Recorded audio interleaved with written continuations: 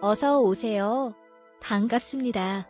여러분, 이슈 후반에 결혼식을 준비하던 중에 가장 친한 친구와 바람을 피운 일이 있어서 결혼식은 자연스럽게 깨어졌습니다. 그 후로는 여자에 대한 믿음도 없고 생각도 없어서 혼자 지내다 보니 어느덧 30대 중반이 된 노총각이 되었습니다. 남들은 아직도 제가 장가를 못 간 이유가 바람난 전 여자친구 때문이라고 생각하지만 사실은 남들에게 말할 수 없는 비밀이 있어서 사연을 보내게 되었습니다. 결혼식을 파토가 났지만 이미 사돈 가정이나 신혼집은 그대로 있었습니다. 결혼을 약속한 지 얼마 되지 않아 수중에 모아두었던 동거대출을 받아 회사 근처에 30평대 아파트를 샀고 바람난 전 여자친구가 어차피 할 혼수라면서 가정과 가구를 채워 넣었습니다.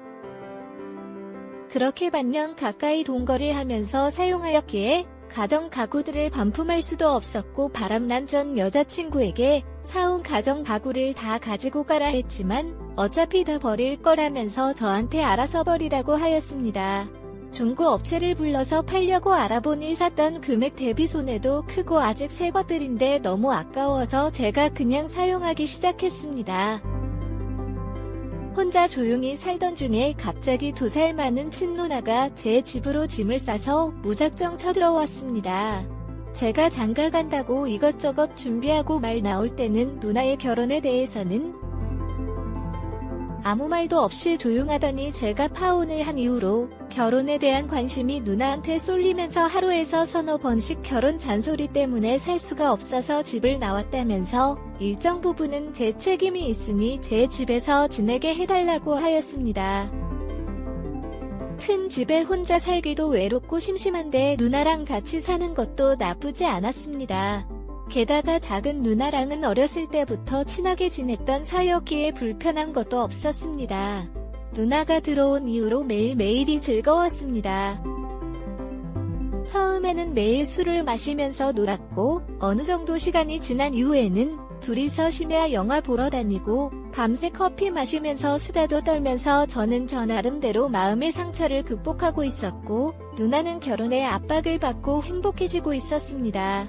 부모님 집에서 같이 살 때마다 더 친해진 저희는 목욕할 때 등도 밀어주는 사이가 되었습니다. 남들의 시선은 신경 쓰지 않았습니다. 짧은 인생에 우리만 즐거우면 된다는 생각이었습니다. 그러다 결국 넘지 말아야 될 선까지 넘었습니다. 가끔씩 밤마다 누나 방에서 앓는 소리가 났었고 처음에는 잠꼬대인 줄 알았습니다. 그런데 그날따라 유독 크게 앓는 소리가 나서 혹시 많이 아픈 건 아닌지 확인하려 가보았더니 이미 적당히 술에 취한 상태에서 이성을 잃은 채 여러 개의 어른 장난감으로 눈이 뒤집어지고 있었습니다. 놀라서 잠깐 서 있었다가 곧바로 그 방을 나왔지만 누나는 나가는 저를 다시 누나 방으로 데리고 들어오면서 저희는 넘지 말아야 될 선을 넘어버렸습니다. 다음날 한 번의 실수를 하면서 다시는 이런 일이 없을 거라고 저한테 사과도 하고 화도 내면서 며칠간 어색하였지만 뭐든지 처음이 어렵지 두 번째는 쉽다는 옛말처럼 저희는 영화를 보다가 자연스럽게 눈이 맞아서 또 뜨거운 시간을 보냈습니다. 그날 이후로 각자 방에서 지내다가 서로가 원할 때마다 합방을 하면서 지냈고 그러면서 각자의 여자친구, 남자친구를 만들지 않아도 모든 부분이 채워진 날은 완벽한 싱글 생활에 적응하기 시작했습니다. 힘들게 감정 소모할 것 없고 남매 사이라 모르는 것도 없고 싫어하는 것과 좋아하는 것도 너무 잘 알고 잠자리도 나름 만족스럽고 선물이나 여행 등으로 큰 돈 들어갈 일도 없고 좋은 점이 너무 많았습니다. 다만 집 밖에서는 서로 행동이 조심스러웠고 어디 가서 만나는 사람이 있다고 떳떳하게 밝힐 수도 없고 그러다 보니 자연스럽게 시간이 지날수록 부모님 결혼 잔소리가 점점 더 심해졌습니다. 하지만 저희 둘은 아무렇지 않게 넘겼습니다.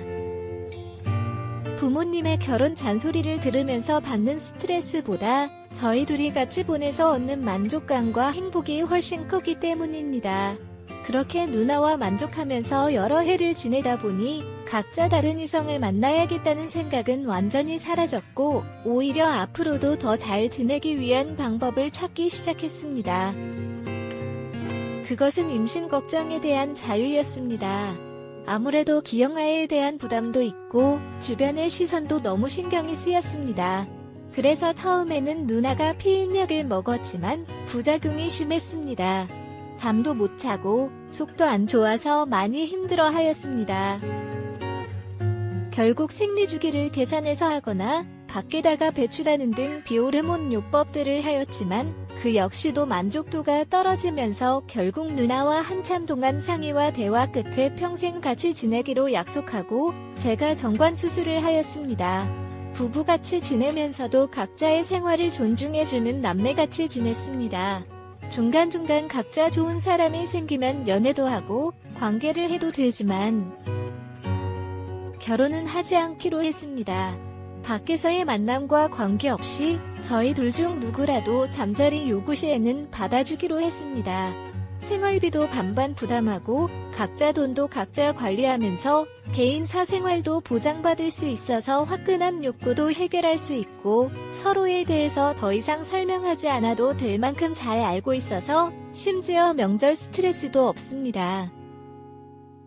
시간이 많이 지나서 그런지 이제는 마음의 부담도 느끼지 못할 만큼 아주 평온합니다. 가끔씩은 계속 이렇게 지내도 되는지 의문이 들기도 하지만 그때뿐이고 며칠 잘 지내다 보면 이만한 것도 없다는 생각에 만족도가 높습니다. 게다가 저도 아기에 대한 생각이 없기 때문에 더 잘 유지되고 있는 것 같습니다. 조만간 누나가 분양받는 신축 아파트로 이사를 가기로 했는데 이번에 이사하면 평범한 부부들처럼 방을 합쳐서 생활하자고 하는데 지금도 거의 같이 자니까 합쳐도 큰 문제는 없을 것 같지만 개인적인 공간이 없어지면서 괜히 다툼의 시작이 될까봐 걱정이 됩니다.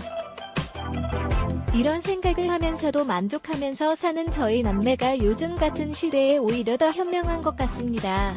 오늘의 사연은 여기까지입니다. 구독과 좋아요, 알림 설정 부탁드립니다. 긴 글을 읽어주셔서 감사합니다.